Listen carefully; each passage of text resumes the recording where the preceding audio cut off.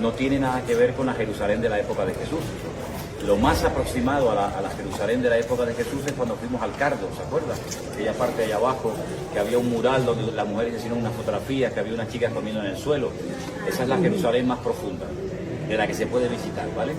Pero esta no tiene absolutamente nada que ver. Pero este recorrido que hicimos al subir, que ahora lo vamos a hacer casi completo, es el que se conoce como la Vía Dolorosa.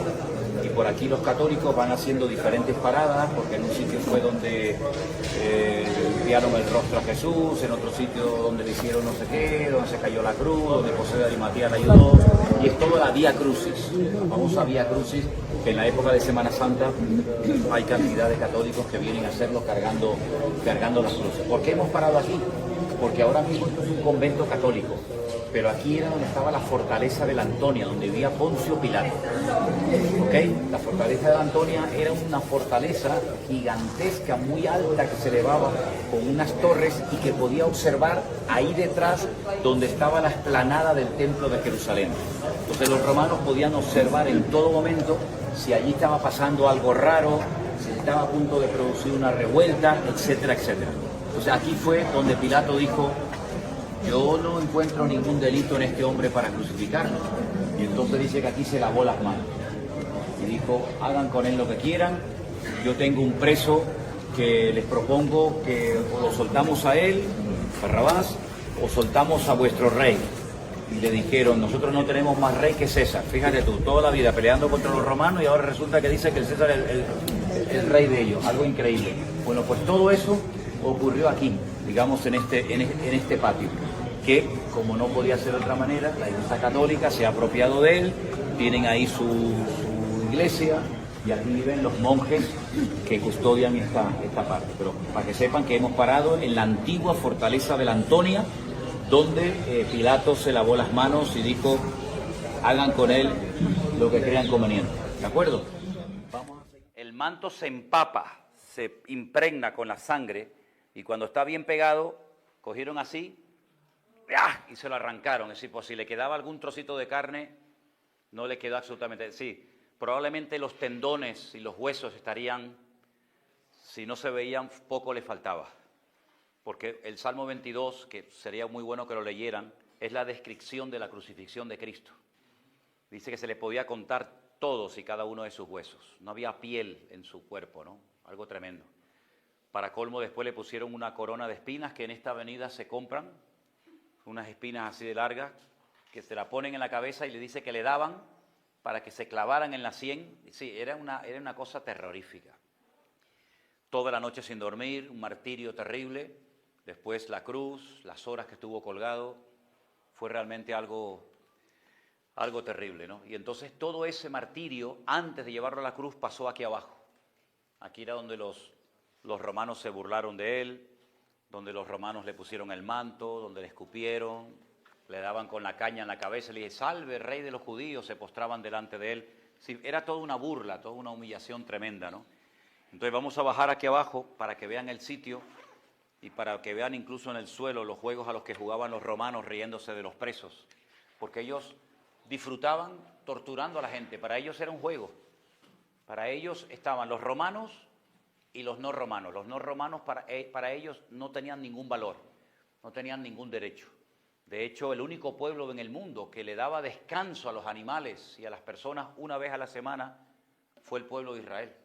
En aquella cultura jamás se descansaba, se trabajaba de sol a sol hasta decir basta y no había descanso. De hecho, cuenta la historia que cuando los romanos llegaron aquí a Judea, a esta zona, les sorprendieron varias cosas que aquí vieron que no habían visto en ningún parte del mundo conocido o conquistado por ellos. Lo primero que les llamó la atención es que aquí existe un mar que la gente flota y no se ahoga. Eso nunca lo habían visto. Es el Mar Muerto, el mar de la sal, donde ustedes van a ir. Lo segundo que les llamó la atención es que esta gente tenía un templo enorme, precioso, vacío de imágenes. No tenían dioses, no tenían ídolos. Ellos se reían de los judíos porque decía: ¿para qué construyeron un templo si está vacío? ¿Dónde está vuestro Dios? La tercera cosa que le llamó la atención es que este era el único pueblo de la tierra que paraba un día a la semana, no trabajaban, el Shabbat, día de reposo, incluido animales, incluidos extranjeros residentes aquí en Israel. Entonces, para ellos fue muy impactante el choque cultural que se produjo entre ellos, que eran salvajes, eran auténticos salvajes, y venir aquí donde había derechos hasta para los pobrecitos animales, ¿se dan cuenta? Entonces, los romanos no tenían compasión, no tenían piedad absolutamente con nadie. Si no eras ciudadano romano no tenías ningún derecho absolutamente a nada. No había derechos humanos, ni vacaciones, ni nada por el estilo. Y eran las personas más crueles y a base del terror. Ellos fueron los que inventaron la crucifixión. Ellos, como dije ayer, no enterraban a los crucificados, los dejaban ahí colgados para que las aves del cielo, las aves de rapiña se los terminaran comiendo. Y eran personas con una crueldad terrible. Lo mismo le daba asesinar a una mujer embarazada que a un anciano, que a un niño. No tenían piedad absolutamente con nada. Y en manos de esa gentuza, en manos de esa gente terrible, fue donde cayó el Señor Jesucristo. Y entonces está allí con Poncio Pilato, pero aquí es donde se produjo todo ese martirio. De allí él se lavó la mano y dijo, yo no tengo nada que ver. Y fue tan cobarde que en vez de soltarlo, que menos mal que no lo soltó, porque tenía que cumplir la palabra, ¿no? Lo trajeron aquí y aquí abajo fue donde le hicieron las peores humillaciones que ustedes se pueden imaginar. Vamos para abajo, ¿sí? Dime.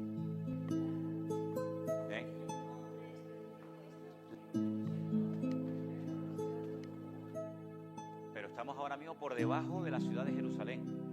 Pero esa es la Jerusalén de la época de Jesús.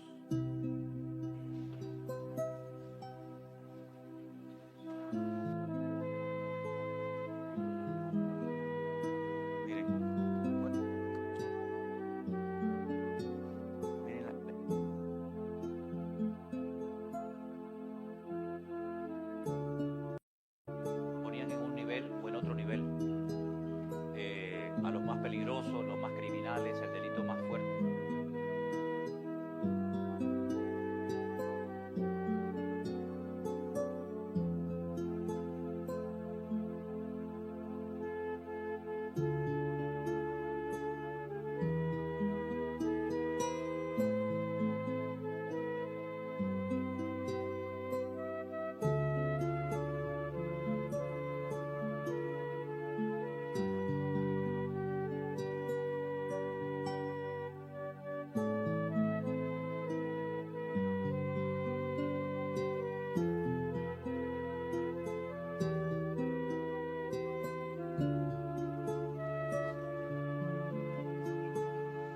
Estas piedras que ustedes están pisando son de la época de Jesús, es del Imperio Romano.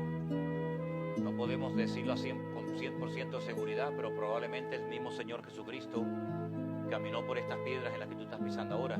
Y aquí hay un mosaico de la época, se ve más o menos, ¿veis? Allí en la esquina. Esto era a los juegos, aquí se rifaban. Bueno, yo me llevo la ropa, yo me llevo las sandalias, yo me llevo esto, yo me llevo lo otro. Vayan tomando asiento por los distintos bancos que hay, ¿sí? Pocas veces traemos a los grupos aquí porque o está cerrado o está muy masificado y no se puede entrar, pero hoy, gracias al Señor, hemos tenido la bendición de poder estar en este lugar, que tiene un nombre muy raro, el Litóstrotros, o algo así, un nombre raro que ya lo van a ver arriba. Entonces, bueno, hermanos, siéntanse privilegiados, porque todos estos lugares durante centenares, miles de años no se podían visitar por distintos motivos. Pero muchos oraron, lloraron y dieron su vida para que un día este país estuviera abierto para poder recibir tantos millones de turistas de todas partes del mundo, cristianos y no cristianos, ¿verdad? Para que pudieran ver y contemplar pues todas estas cosas que ustedes están contemplando. Sobra el decir que en este momento estamos por debajo del nivel de la calle, ¿vale? Estamos muy por debajo del nivel de la Jerusalén, digamos, actual que estamos pisando, pero esta era la Jerusalén de la época del Señor Jesucristo. Las piedras que ustedes ven son originales de la época, hay otras que han sido puestas, ¿verdad? Pero estas piedras todavía permanecen ahí. Si pudieran hablar, ¿verdad? Si pudieran hablar, ¿cuántas cosas contarían estas piedras? Ahora, lo interesante de todo esto es que nosotros sabemos el propósito de tanto sufrimiento. Es decir, si Jesús simplemente pasó a la historia como un buen hombre, como un buen médico, como una persona que sufrió un martirio terrible, pues bueno, qué lástima, ¿no? De ese pobre hombre que sufrió injustamente a pesar de lo bien que trató siempre a su pueblo y a la gente. Pero es que nosotros sabemos que detrás de todo ese martirio, detrás de esa muerte, detrás de esa crucifixión, había un propósito de restaurar, de redimir a la raza humana. Es que no había otra forma, no había otra posibilidad. Sin derramamiento de sangre no hay remisión de pecados. Como los judíos no podían dar pena de muerte, aunque estaba permitida la pena de muerte en el Antiguo Testamento en algunos casos, pero en el tiempo del Señor Jesucristo los judíos no eran libres en este país, estaban bajo el yugo del Imperio Romano, ellos no podían condenar a nadie a muerte, aunque quisieran hacerlo no podían, por eso tuvieron que recurrir a las autoridades de la época, al Imperio Romano, que ellos sí podían soltar o condenar a muerte a un reo, cosa que hicieron, ¿verdad?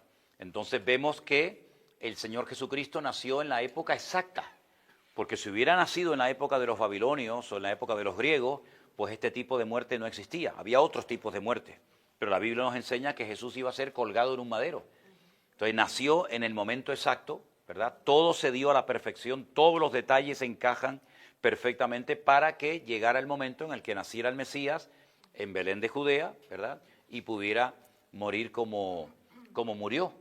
Incluso hay una profecía que decía que sería crucificado entre malhechores, pero enterrado entre ricos. Porque la tumba que visitamos ayer de José de Arimatea, así era la tumba de los ricos. José de Arimatea era una persona que había preparado su sepultura para él y para su descendencia, y él se la cedió al Señor Jesucristo. Claro, se la cedió porque, como hemos visto ahora al bajar la escalera, esas cajitas que se llaman los osarios, al año se iba al sepulcro, se sacaban los huesos, se metía en esa cajita y quedaba la tumba libre para otro miembro de la familia o para quien fuera. En el caso de Jesús, gracias al Señor, no fue necesario poner los huesos en una cajita porque Él al tercer día resucitó, gracias al Señor, ¿no?